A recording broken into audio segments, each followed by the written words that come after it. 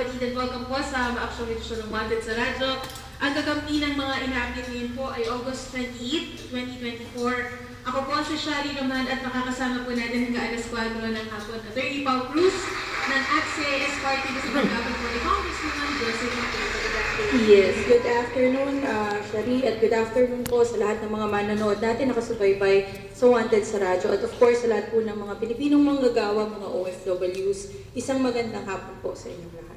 Okay, at ini si Ma'am Mary Rose Tumbado at si Rayzalyn Tumbado. At humihingi po sila ng tulong na mapaimbestigahan po yung pagkawala ng kanilang kamag-anak. Kasama po ang boyfriend nito na isang Singaporean noong August 16, 12:30 po ng madaling araw sa may barangay Putatan, Muntinlupa City. Okay.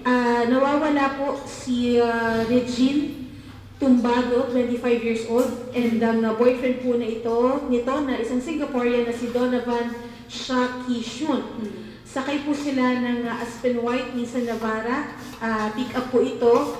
Meron pong plate number na GAQ7479. Okay. Una-una po sa lahat, magandang hapon po sa inyo, no, ma'am? Ma'am Mary Rose and Ma'am Rayzalyn. Sino pong gusto mag-ikwento siguro? Okay lang po na kayo, ma'am? Okay. Ma'am Mary Rose, nung hapon po ba or umaga po umalis sila, Ma'am Regine? Madaling. Madaling araw. Okay. Nung araw po na yun, ma'am, ano po ang paalam sa inyo ni Ma'am Regine? Bigla na lang po siyang bumaba na ang paalam po niya sa akin. Sabi po, mama, aalis muna kami. Sabi po niya.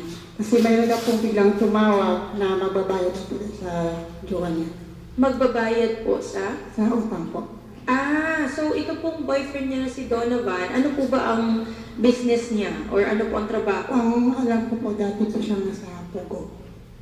Involved siya sa Pogo. Okay. So, si Ma'am Regine, nung araw na yon ang paalam niya, siya po ay sasamahan yung boyfriend niya. Dahil may magbabayad, tama ba? Opo. Sinabi po ba, ma'am, kung sino yung makaka-meet up nila or kung saan sila pupunta? Wala pong sinasabi, ma'am. So, wala pong tinext sa inyo naman, nandito na po ako sa ganito or wala po ganon? Wala po. Okay. Ma'am Rayzalyn, baka mas may conversation din po kayo sa kapatid ninyo. Ano po bang napag-usapan niyo bago siya nawala? Wala po kami napag-usapan, ma'am. Nung time na po na yun, kinontak po agad kami nila mama. Kasi daw po, di daw po nila makontak yung ate ko.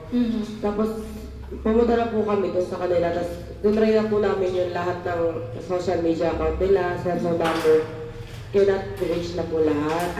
Okay. So, wala ka nung araw na Wala. umalis Sila po kasi yung magkakasama sa bahay. Okay. So, Ma'am Mary Rose, umalis sila. Anong oras po sila umalis sa madaling araw? 12:33.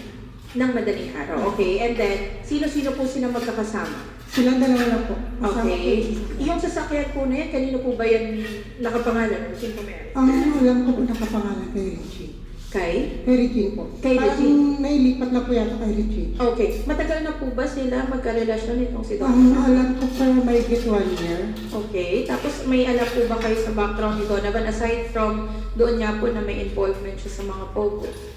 Wala naman po. Ang pagkaalam ko lang po, parang hindi sila, kasi minsan po yung Singaporean, parang pag nag-aaway sila, yung gano'n lang, parang nananakit po siya.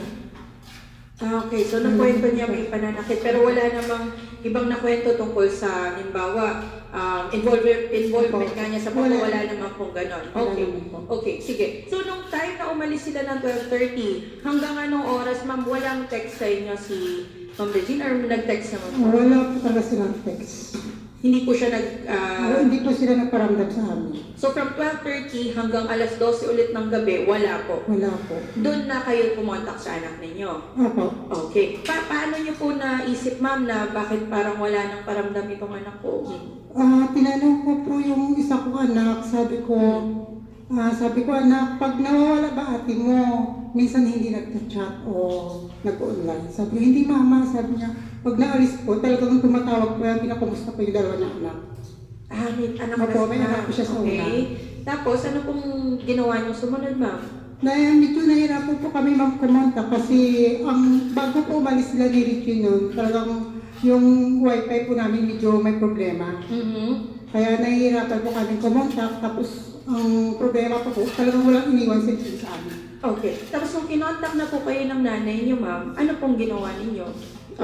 Tinawagan na po namin siya. Yun na po yun. Tapos, mga ilang kinaumagahan, ay kinabukasan po. Ng August 17 na? Apo. Okay. May nag-text or chat daw po sa kapatid ko. Yung isa niyo pang